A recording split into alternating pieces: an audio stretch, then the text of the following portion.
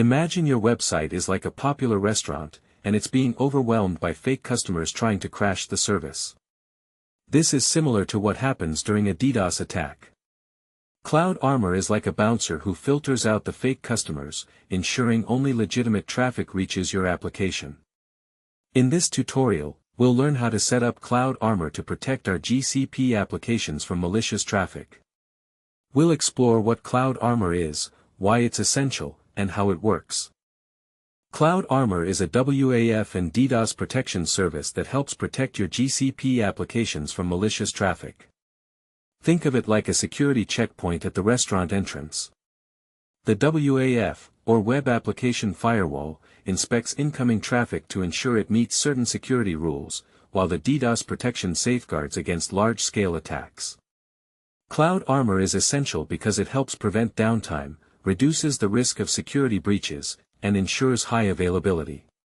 We'll use an analogy to understand how it works. Imagine a restaurant with a host who assigns customers to tables. The host represents the load balancer, and the tables represent the application instances. Cloud Armor acts like a security team that monitors the restaurant's entrance, filtering out suspicious customers before they reach the host. Let's walk through the architecture diagram. We have the user's browser, the internet, the Google Cloud Load Balancer, the Cloud Armor security policy, and the application instances. The user's browser sends a request to the load balancer, which then forwards the request to Cloud Armor for inspection. Cloud Armor applies the security policy to the request and either allows or denies it based on the rules. If allowed, the request is forwarded to the application instances.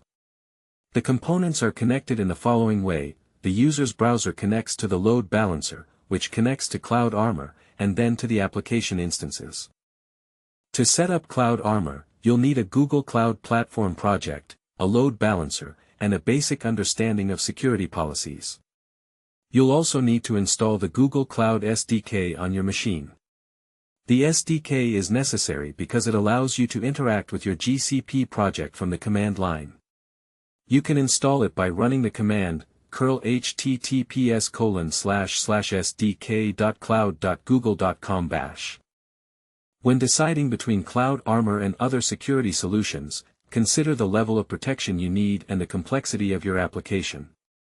Cloud Armor is a good choice when you need robust WAF and DDoS protection for your GCP applications.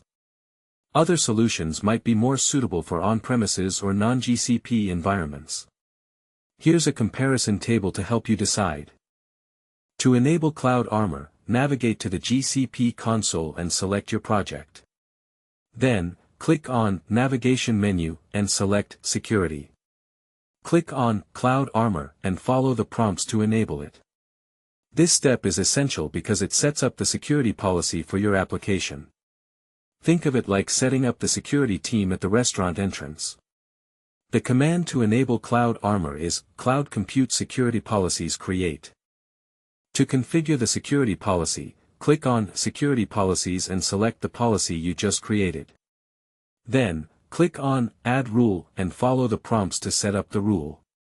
This step is crucial because it defines the security rules for your application. Think of it like defining the security protocols for the restaurant. The command to add a rule is Cloud Compute Security Policies Rules Add. Here's a flowchart to help you understand the process. First, the user sends a request to the load balancer.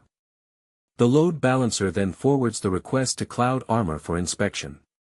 Cloud Armor applies the security policy to the request and either allows or denies it. If allowed, the request is forwarded to the application instances. If denied, the request is blocked. The flowchart looks like this: start-load balancer-Cloud Armor-application instances.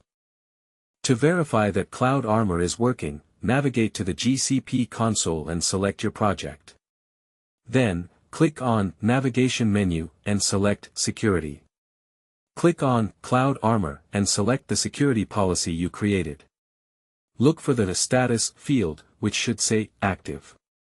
This indicates that Cloud Armor is enabled and protecting your application.